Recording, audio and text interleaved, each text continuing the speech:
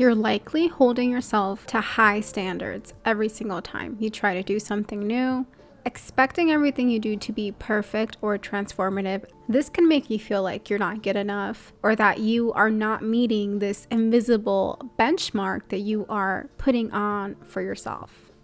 Let's talk about self-doubt and pressure. Two of the biggest roadblocks that stop us in our tracks every time.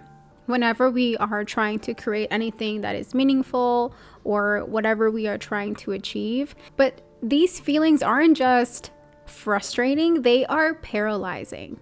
But here's the truth.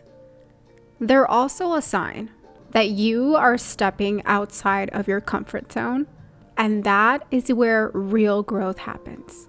Self-doubt comes from questioning your own capabilities and your own worth. It's the voice inside your head that says, who am I to do this? And often it is a byproduct of comparing yourself to others. You see others succeeding and feel like you have to measure up to that, or you feel that you'll never measure up to that. Pressure is the next step because it comes from the expectation that we put on ourselves. It's always fueled by perfectionism or just the fear of judgment. You might think to yourself, if I don't do this perfect the first time, then I'm going to fail and everyone's going to see that. When I sat down to record today's episode, or in fact the whole day, self-doubt honestly hit me really hard. I was thinking, what if I don't say the right things that I want to say? What if it's not good enough? What if what I have to say is not helpful? What if nobody can get anything out of this? That pressure made me freeze. It made me not want to do anything. It made me not even want to show up today. But it also forced me to ask myself, where is this coming from? Where have I felt this before? And how can I overcome this? I don't want you to see self-doubt and pressure as a roadblock anymore. I want you to see it as a growth indicator. This is a different sign now. It's no longer something that's going to be a negative aspect. It's going to be a positive one because that means that you're doing something right. It means you're going in the right direction. It's a signal that you are leveling up. What more would you want from that? It's the fear of judgment. We worry about how others will perceive us, which can make us afraid to even start. It's this imposter syndrome, this feeling like you're not qualified enough, or that someone else can do it better, someone else is already doing it better. But nobody is you. Nobody can take your authenticity away from yourself. Nobody can be you better than yourself. Our brains are actually wired to protect us from failure. Self-doubt is your mind's way of keeping you in your comfort zone, in your safe zone, even if it's going to be holding you back from growth. The key here is recognizing it for what it actually is, a natural reaction, not your truth. When you feel that sense of self-doubt, this feeling of setback that doesn't want to allow you to keep going forward, it's actually an imprint in your body that you're feeling. And it can be from a previous memory that you had. Your subconscious mind, which is essentially 95% of our brains, we consciously right now only have access to like 5% of what we know. But your subconscious brain is constantly getting this proof, essentially creating this little file for you where you have this proof from all your experiences. And depending on how those experiences went, whether it was a good thing or a bad thing, your subconscious mind is going to refer back to those moments and bring them on when you are starting something different. This could be a really good thing for you, or this could be a bad thing. As you're starting to do something, you are judging it the moment you are trying something new. And you're saying either this is good, this is for me, or this is not for me. Or you're saying, I am good at this, or I'm not good at this. What's happening with that is that your mind is actually implementing everything that you're saying. It's changing the way your muscles are working. It's changing the way your mind thinks. It's changing your confidence. It's changing the way you perceive yourself. So for example, earlier today, I was having a hard time recording this episode or even getting started. And it came from a previous experience from when I got on camera and I felt like my mind just went blank and I didn't feel capable of continuing with that episode or recording. I felt like I just wasn't good enough to be on there, to be recording myself. And that same feeling was the feeling I felt this morning. And it wasn't because I remembered that or I had the memory of it, but it was just this moment where I felt paralyzed, where I felt like I wasn't capable of doing it or achieving the things that I set out for myself.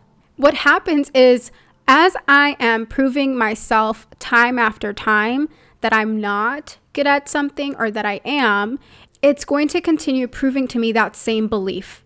It's a judgment that I put on myself. It's a judgment that we all put on ourselves. And it's crazy to think that it starts off by just one experience and one simple thought that stated that we weren't good at something or that we weren't good enough. And now it expands onto all or into different categories of our lives without us realizing it, which is absolutely insane if you really think about it. By just listening to this episode, you are already one step ahead because you are creating awareness of what is holding you back. Now we can start shifting into what do we have to do? What action steps do we have to do differently that is going to create a new belief system? We have to change our previous course of action, our previous resource, our previous proof that we had, that experience. We need to let it go. It's no longer who we are.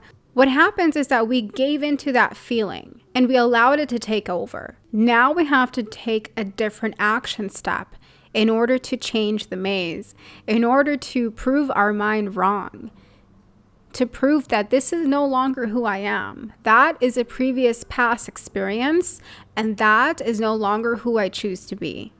I choose to be instead the person who takes action, the person who, despite the discomfort, decides to go for it either way.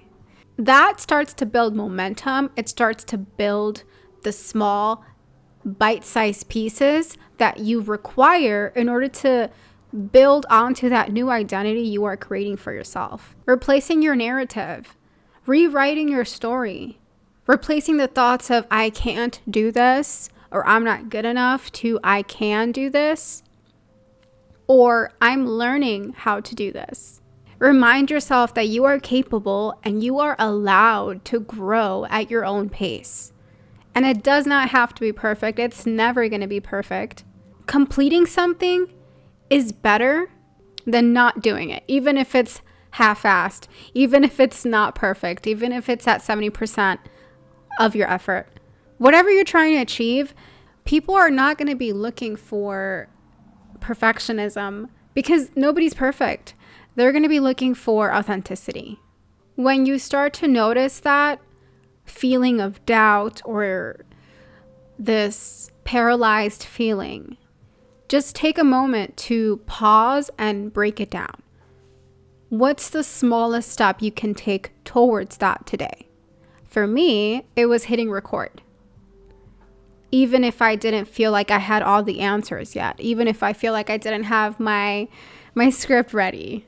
Every time you push through that doubt and you take a different action, you're proving to yourself that you can do it. And you want to celebrate those moments. It doesn't matter how small they are.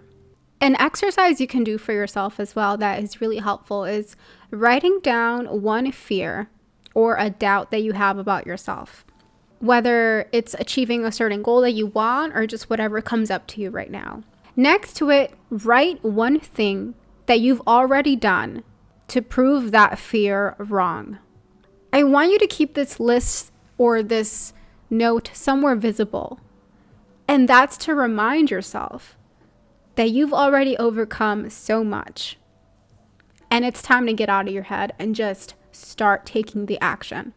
And it's not about doing something completely big all at once. It's about taking the small, consistent action steps. I used to tell myself, I'll start creating this. I'll start doing this when I feel ready. But if you really think about it, the version of you that is ready is already going to be in the habit of showing up and taking that action. Taking 10 minutes out of each day to incorporate that new habit will help you build that confidence and the momentum that you need to get to the next step, to take a much bigger step forward. I personally feel that self-doubt and self-worth, they go hand in hand. Low self-worth actually amplifies your self-doubt. When you don't believe in your value, it becomes easier to doubt your potential. This makes it harder to take risks or embrace the opportunities that are coming in because of the fear of failure or rejection. When you frequently question your abilities, your decisions, it can create a cycle where you begin to believe that you're actually not good enough or unworthy of success, love, or being recognized. When you build your self-worth, you are actually reducing the self-doubt. You are shifting from external validation to internal validation. When you start to value yourself, you naturally align your actions with what you feel you deserve. It can lead into what you feel capable of doing, what you set out for, setting boundaries, or even just speaking up for yourself. Confidence does not come before action. It comes from taking action. Every step forward is going to reinforce that belief in yourself. Breaking that cycle of self-doubt and low self-worth, it's not about becoming somebody you're not. It's about reconnecting with who you've always been underneath the fear, the pressure, the labels. You are worthy simply because you exist. And when you start to believe that, self-doubt loses its power. If I were to take out a $100 bill and crumple it up, stomp on it, and then hand it to you, would that bill still be worth $100? It doesn't have any rips, nothing. It's just crumpled up.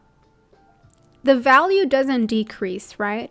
So if someone were to stomp on you, belittle you, or tell you that you're not good enough, what makes you think that your worth and your value has decreased?